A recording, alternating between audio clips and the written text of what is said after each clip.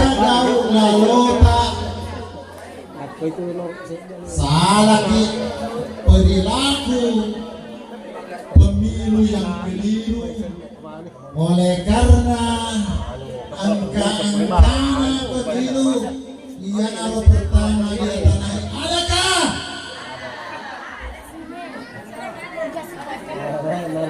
Sini pantas saja pangkat 3 periode terakhir tidak baik-baik saja. Karena selalu diawali dengan pertanyaan, adakah?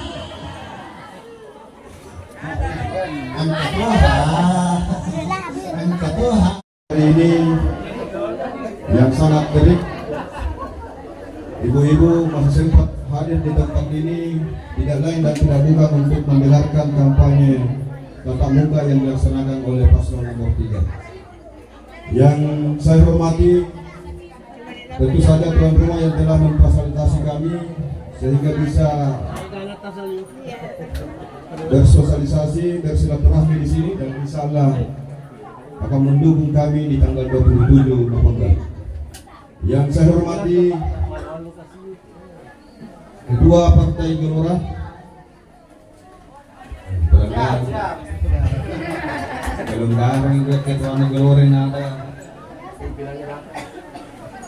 yang saya hormati Wakil Ketua DPW Partai Gelora, Bapak Ustaz Muhammad Yusuf Khalid. Ini sudah tokoh provinsi, Bapak Ibu sekalian. Alhamdulillah bersama barisan Gondrong ini dan bersama barisan Angka Amir ini Ustaz ini makin muda saya lihat ini. Ada perubahan semakin kuat juga. Mudah-mudahan di sampingnya yang saya hormati Pak Wakil, Bapak Ibu sekalian. 20 tahun yang lalu hadir seorang pemimpin di Kabupaten Pangkep. Mungkin masih ingat di ingatan kita semua ada yang namanya Bapak Saprudin Nur. Beliau maju di Pilkada Pangkep ini, alhamdulillah tidak mengeluarkan uang yang begitu banyak, Bapak Ibu sekalian. Hanya uang makan ketika pertemuan dan bersilaturahmi seperti ini. Apa yang terjadi, Bapak Ibu sekalian? Pangkep sebagai daerah tertinggal ketika dipimpin oleh Bapak Saprudin Nur keluar menjadi daerah tertinggal di Sulawesi Selatan. Ini suatu keberhasilan Bapak Ibu sekalian. Tetapi sejak pemerintahan yang 15 tahun ini, mulai sahabat 1, sahabat 2, hebat, jangan kasih hebat 1 nih, karena menunggu hebat 2. Kita kasih saja Pangkep hebat. Alhamdulillah Bapak Ibu sekalian, pulang-pulang Pangkep menjadi daerah termiskin di Sulawesi Selatan. Di sahabat 1, sahabat 2, Pangkep nomor 3 termiskin di Sulawesi Selatan. Di Pangkep hebat ini Bapak Ibu sekalian, mereka sukses lagi menjadi ranking 1 termiskin di Sulawesi Selatan. Pertanyaan ini untuk menentukan calon bupati, apa yang terjadi? Pupuk semakin langkah dan insya Allah akan hilang kalau ibu masih mempertahankan keluarga ibu. Ini hitungannya Bapak Ibu sekalian. 2 tahun yang lalu apa yang terjadi di Kabupaten Pangkep? Diperiksa. Semestinya beras itu 10 kilo, tetapi apa yang terjadi, ada oknum hanya 9 kilo ke masyarakat itu berasnya. Ini fakta. Apakah kita harus mempertahankan hal-hal seperti itu? Sudah miskin dibodoh-bodohin lagi, sudah bodoh dikasih bodoh. Jadi memang ada teori, ada kesengajaan kita dimiskinkan untuk memilih seseorang. Jadi Bapak Ibu sekalian, bangun kesadaran tak semua untuk memilih pemimpin yang betul-betul memperjuangkan rakyat dalam bentuk visi dan misi. Sahabat 1, sahabat 2 menghasilkan pulau gambar-gambar di sana. Miliaran uang dihabiskan di sana. Alhamdulillah, ternyata hanya dipakai untuk tempel kauka di sana. Ini kan sesuatu yang tidak masuk akal. Pak Ikram bicara tentang pipa. Bayangkan kalau 25 miliar di Pulau Tamban-Tamban dibuatkan pipa di sini. Jadi ini hitungannya Bapak Ibu sekalian. Ini bukan main-main yang memilih pemimpin. Yang pakai uang untuk memilih, untuk dipilih, saya yakin. Muhammad Khairul Akbar. mereka akan pilih nomor 3. Apa yang kita mau kasihkan? Assalamualaikum warahmatullahi wabarakatuh. Alhamdulillahi rabbil alamin, hamdan syakirin, hamdan naimin, hamdan yu'afi ni'mahu wa yukafi'u mazidan. Ya Rabbana lakal hamdu kama yanbaghi li jalali wajhikal karim wa adhim sultanik. Allahumma salli ala sayyidina Muhammad wa ala ali sayyidina Muhammad, amma ba'd. Yang saya hormati tuan rumah sekeluarga, mana tadi tuan rumah? Terima kasih yang sebesar-besarnya sudah memberikan kami tempat ruang untuk berkampanye di siang hari ini. Terima kasih yang sebesar-besarnya. Yang saya hormati Bapak Ketua Tim Pemenangan Namka Amir, Pak Rauf, terima kasih. Tadi agak keras sekali tuh Pak, terlalu keras. Yang saya hormati Bapak Calon Wakil Bupati Pak Amiruddin Tahir, terima kasih yang sebesar-besarnya. Yang saya hormati Bapak Anggota DPR adinda saya Dapil 2 Kabupaten Pangkep yang mewakili termasuk di sini. Yang saya hormati Bapak Ketua Partai Umat, terima kasih sudah mewarnai kampanye siang hari ini. Mana Pak Ustaz?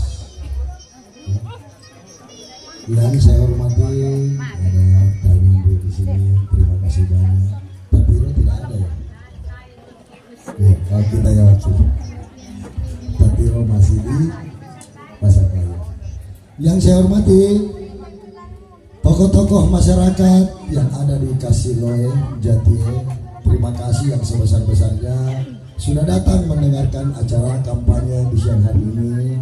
Tidak lain dan tidak bukan untuk menyongsong Pilkada tanggal 27 November mendatang, insya Allah dari hari ini sudah kurang dari sebulan. Yang saya hormati ibu-ibu Majelis Taklim yang ada di Jatie, Kasiloe pada umumnya, terima kasih yang sebesar-besarnya. Yang saya hormati tokoh-tokoh pemuda milenial yang hadir pada siang hari ini, terima kasih. Anak muda adalah tumpuan harapan Pangkep ke depannya dan tidak boleh patah arang, semangat terus menerus. Insya Allah keberhasilan yang kita dapat tentu tidak mudah, pasti menuai pengorbanan dan lain sebagainya. Bapak Ibu sekalian yang saya hormati, sebelum saya mengawali ingin bertanya satu hal. Seandainya Allah memberikan ridho ini kepada kami berdua dan itu terwujud, saya ingin bertanya, karena yang saya bawakan kini adalah visi misi berdasarkan apa yang saya alami selama 16 bulan berkeliling di Kabupaten Pangkep. Tapi tentunya saya ingin bertanya, andaikan Allah Subhanahu wa Ta'ala menghendaki kami berdua, pertanyaan saya terhadap ibu-ibu, apa yang ibu harapkan dari kami berdua? Ayo, ada yang kita harap? Hah? Kalau perubahan, ya itu pasti karena kita ingin melakukan perubahan agar ini adil. Biar saya meminta apa yang Bapak Ibu harapkan terhadap kami berdua. Sungai. Kenapa sungai itu? Apa lagi?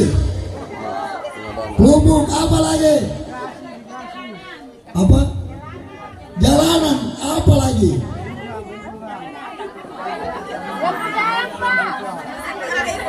Anak sekolah, bajunya maksudnya. Apa lagi? Ya.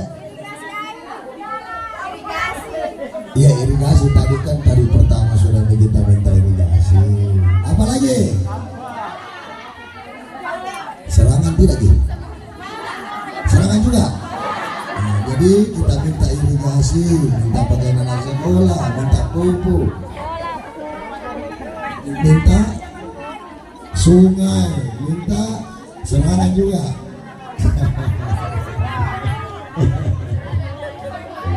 Oke. Bapak Ibu sekalian yang saya hormati, dalam visi misi sekaligus subsidi pupuk untuk petani tambak. Kenapa begitu? Hari ini pangkal termiskin itu data yang mengatakan itu. Lalu berpikir data bahwa pangkal termiskin, saya tidak bertanya kenapa. Karena memang satu-satunya infrastruktur untuk mensukseskan perkebunan, sawah, dan tambak adalah pupuk. Hari ini kita kekurangan pupuk, bagi beliau itu adalah kelangkaan pupuk. Tetapi sesungguhnya pemerintah itu tidak boleh berhenti, dan sesungguhnya pemerintah itu tidak boleh berkata tidak. Kenapa? Ada 1,5 triliun yang melekat, yang turun dari pusat, namanya APBD, dianggarkan untuk apa? Untuk mensejahterakan kehidupan masyarakat Kabupaten Pangkal. Betul? Maka dari itu tidak ada kata-kata tidak bisa. Paham saya bahwa sebenarnya yang dianggap tidak bisa itu karena tidak ada regulasi dari pusat turun ke Kabupaten Pangkal. Contoh saya kasih tahu nih, mungkin kalau petani tambak itu tidak ada regulasinya karena ke Kementan tidak ada pengadaan pupuk untuk tambak, yang ada adalah sawah dan perkebunan lain yang berkaitan dengan pertanian. Nah, lalu kenapa saya mengatakan itu bisa? Ada 2 senjata lagi yang bisa dipakai pemerintah daerah Kabupaten Pangkal. Yang pertama adalah peraturan daerah yang disepakati oleh anggota DPR, perwakilan masyarakat Kabupaten Pangkal yang mewakili ke DPR. Itulah yang namanya peraturan daerah. Dari situ peraturan daerah mestinya Pangkal bisa mengeluarkan yang namanya subsidi pupuk untuk petani tambak. Gitu. Perda tidak bisa karena anggota DPR-nya mungkin ada pertimbangan lain, tidak apa-apa. Ada yang namanya peraturan bupati. Peraturan bupati harusnya bisa dipakai untuk apa? Untuk mensejahterakan kehidupan masyarakat Kabupaten. Oh, mobil bermasalah. Nah, Bapak Ibu sekalian yang saya hormati, itulah 2 dasar yang saya katakan bahwa itu sangat mumpuni dan bisa. Kalau peraturan bupati itu berat, maka ada 2 yang disandang seorang bupati. Yang pertama adalah jabatan adalah kehormatan, sekaligus jabatan adalah resiko. Tidak mau berisiko, jangan kita pilih situ. Karena kenapa? Jabatan adalah resiko. Bapak Ibu sekalian yang saya hormati, kasih loe ini ternyata masa di rumah kampungan bagi saya dulu, Pak, Bapak Ibu, waktu kubaju di borong-borong. Makanya tadi saya tanya Pak Haji, borong-borong itu ada di sebelah mana? Materi terlalu ke kanan ya. Ya. Dulu becucuku, dulu ada danau di situ. Ya. Nasara ya. Saya sama. Ya, saya pergi cari ikan di situ, balikan dia, balik janggo.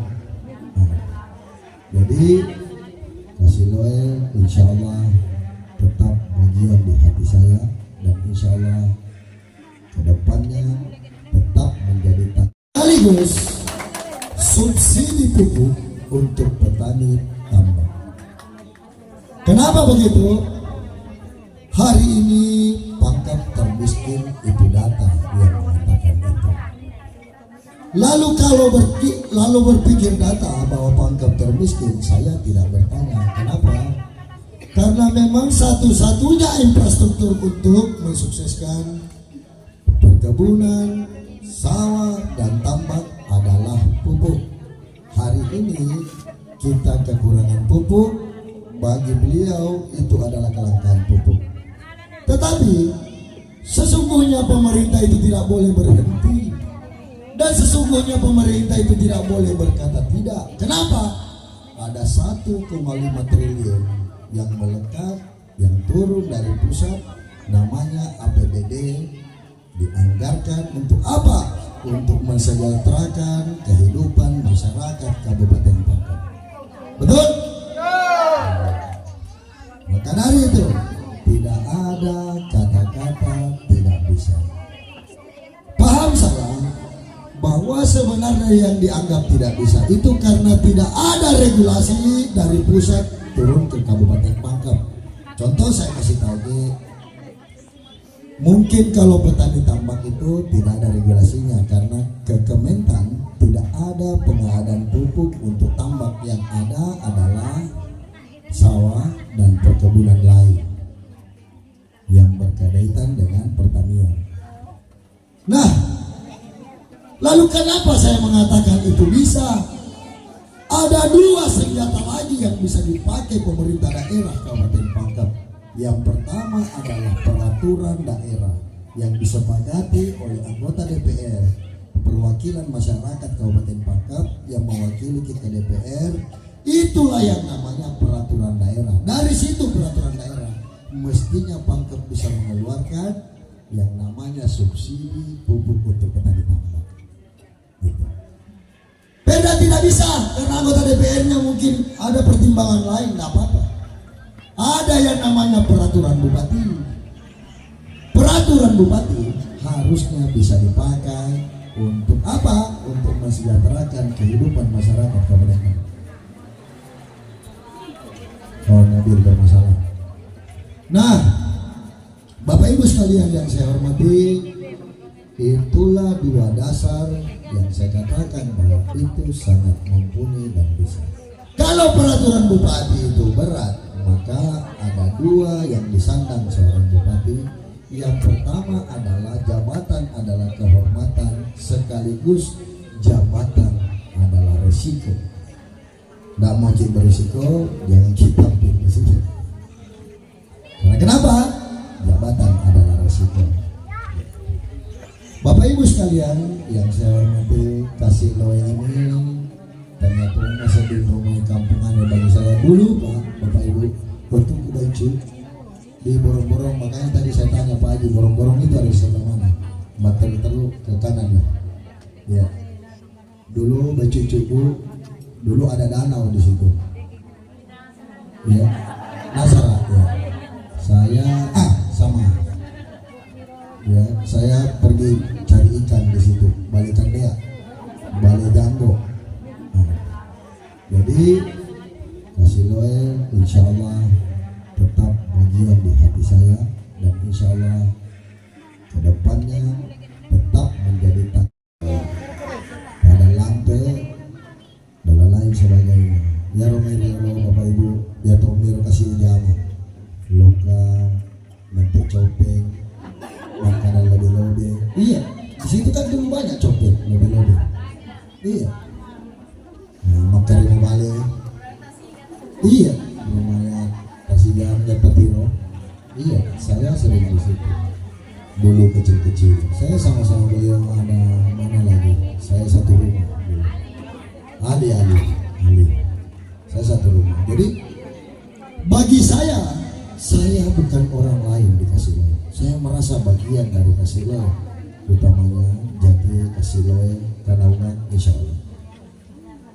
Selain keluarga, kebersamaan kami dulu sering. Jadi insya Allah akan menjadi perhatian bagi kami berdua. Untuk apa?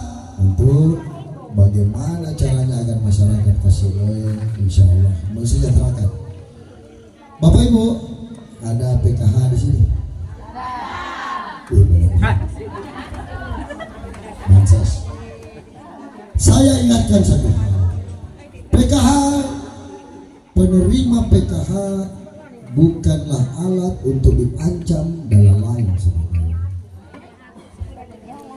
Bapak Ibu, uang yang Bapak Ibu terima, bantuan yang Bapak Ibu terima sesungguhnya bukanlah dari desa, bukan dari kelurahan, bukan dari kecamatan, bukan dari bupatinya, bukan dari gubernurnya, melainkan dari Kementerian Sosial atas perintah Presiden untuk melayani seluruh masyarakat Indonesia yang membutuhkan.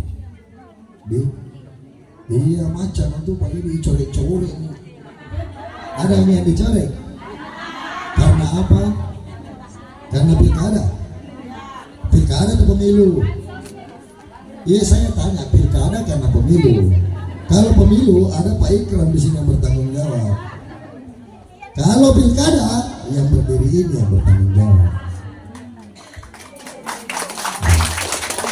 Kalau ada yang dicoret karena pilkada, serahkan kakaknya dan KTP-nya kepada tim karena pilkada, dan saya pasti tahu kapan diberhentikannya.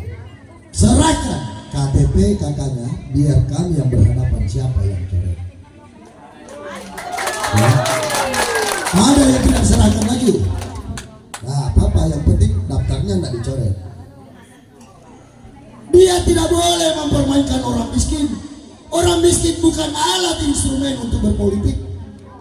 Mereka tidak boleh dipaksa, ditekan. Hanya dan kami bertanggung jawab persoalan itu. Serahkan kepada kami. Biar kami yang berhadapan dengan siapa yang mencari. Kapan dicoretnya dulu?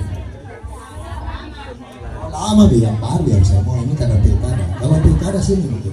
Saya yang berhadapan. Saya bertanggung jawab atas perbuatan saya. Nah, Bapak Ibu sekalian yang saya hormati, orang itu dikatakan penerima bantuan karena ada indikator yang tidak memenuhi.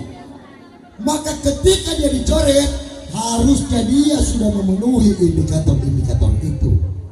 Bukan karena kebencian,